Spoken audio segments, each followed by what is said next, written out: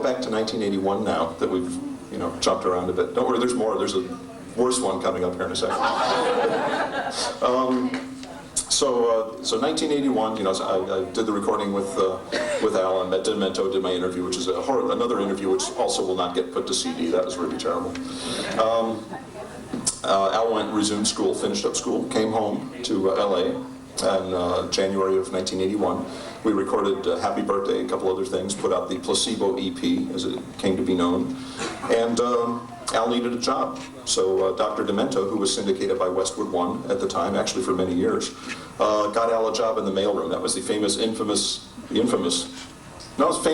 job that he had, was at Westwood One, who syndicated Dementia. Well, he was just kind of slipped in there. Well, one day I needed a job too, so Al says, hey, there's another guy in there who's working with me. He says, he's walking down front to quit.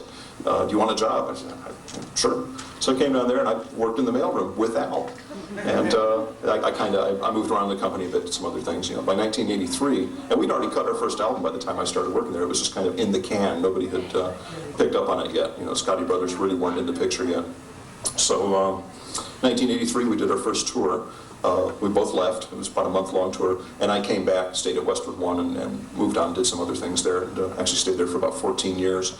So that's a case of Dr. Dementia very directly having, something, I met Al through him, and I got a long-term career job type thing that kept me going between tours. It was all Dr. Dementia. So dementia is of course very important to me. It means a lot. If there were no Dr. Dementia, none of us would be here. But I certainly wouldn't be here. You guys might be here. Talking about something else, but not me.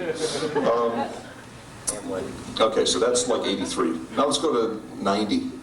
Skip ahead to 90. Not much happened. Al did UHF and all that other stuff. Kind of there was sort of nether years there where nothing was happening. Kind of. No tours, no albums, no nothing. But one of the things we did in 1991, was Dr. Dementia's 20th anniversary. And there was a live show. You could, I'll tell them that you guys clap. Not long enough, but you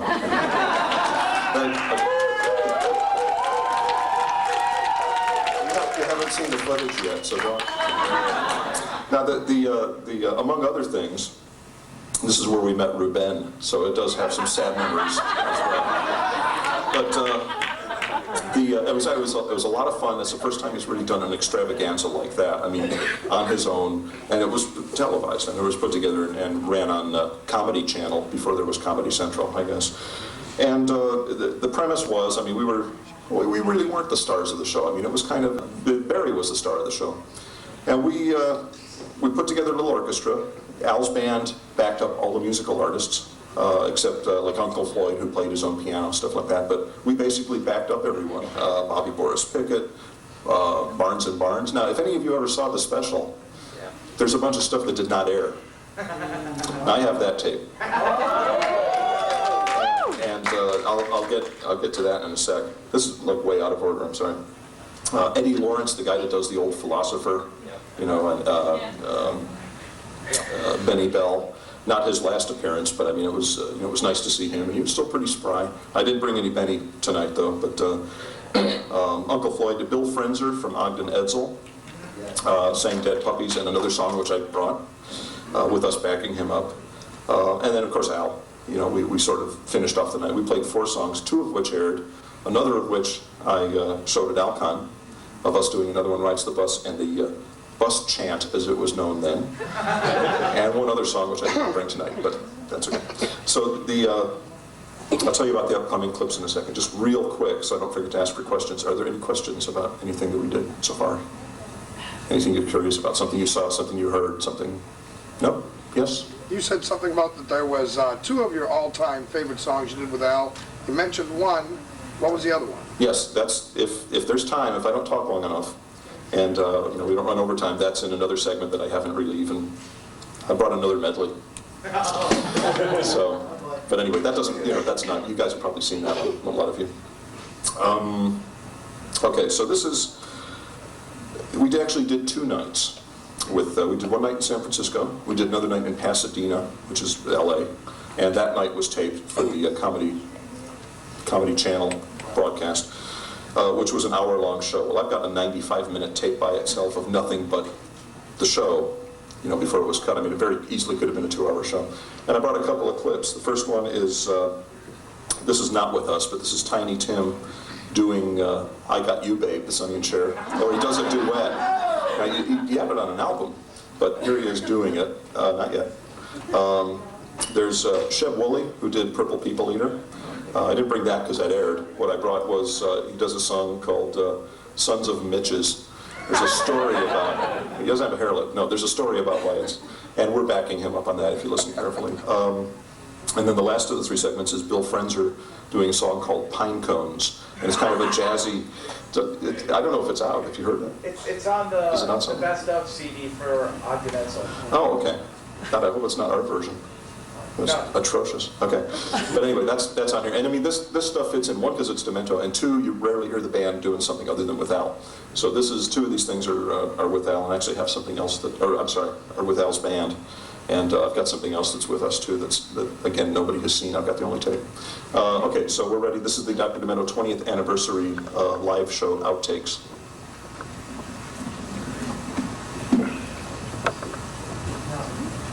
Eventually. That may be longer than me. My friend, of course, it's been so nice tonight. It's a little duet with myself.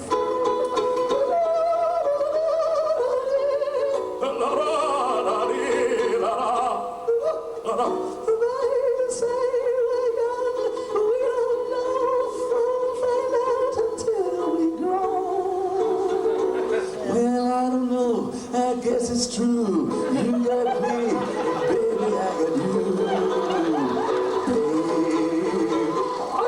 Babe, I got you, babe. The day you say hello, don't pay the rent. Before return, our money is always spent. Well, I don't know, I got no plot. Still, I'm sure of all the love we got. Babe, I got you, babe. I got you, babe. I got flowers in the spring. I got you to wear my ring. When I'm sad, you're a clown. When I get scared, you're always around. Some people say your hair is too long. I don't care. With you, I can't go wrong. So put your little hand in mine. There ain't no mountain or valley we can't climb.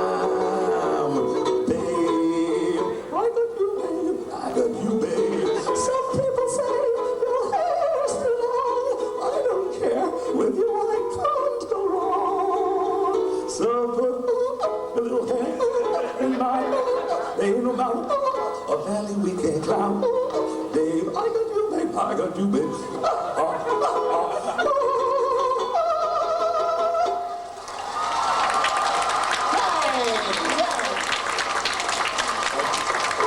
Here's a new song I wrote about some friends. I mean, Doctor, see what you think about this. It's called The Mitchells. Y'all can hook on if you want to.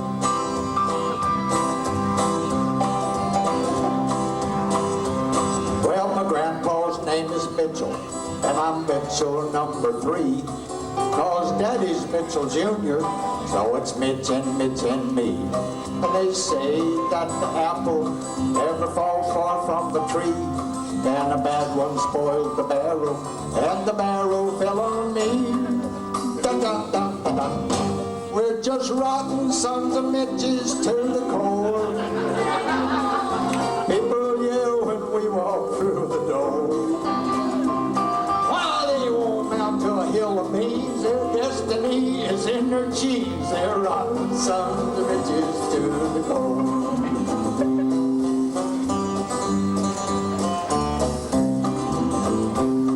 It's a custom of the family, when the family was begun, to hang the name of Mitchell on every firstborn son. And when my baby boy grows up, I'll be as proud as Punch, 'cause he'll be the biggest son of a Mitch in the whole darn Mitchell bunch. We're just rotten sons of Mitches to the core. People yell when we walk through the door. They're apples off the same old tree that's written in their history. They're rotten sons of Mitches Yes, they're rotten sons of bitches to the core.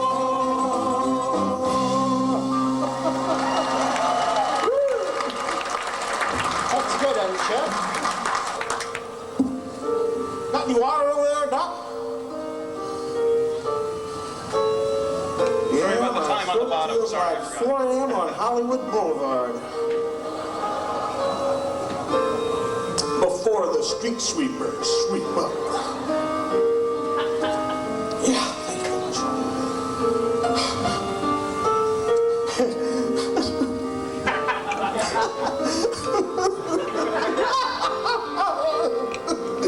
So good to be tonight.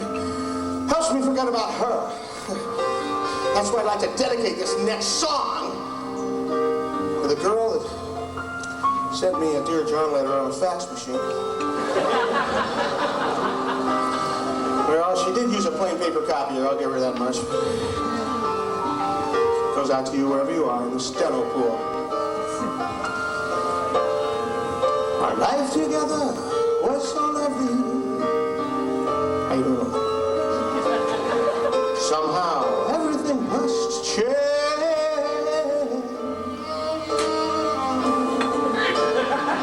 Oh, I know I'll always love her. Somehow we'll never be the same. Pine cones, my baby loves pine cones. She won't leave those pine cones alone. Yeah, they're pining for those pine cones. Ooh, she's got them scattered all over our home. She's got the pine cones in the kitchen, pine cones in the hall, pine cones in the winter, spring, summer, and pine cones in the fall. Yeah, pine cones, she's dreaming of pine cones, not leather or designer phones. And I'm wondering if there's something I should do. Ooh, well, the doctor said, Bill, it's a stage that she'll be going through. Well, pine cones, your baby loves pine cones more than she loves you. The pine cones, my baby loves pine cones, fruit of the evergreen.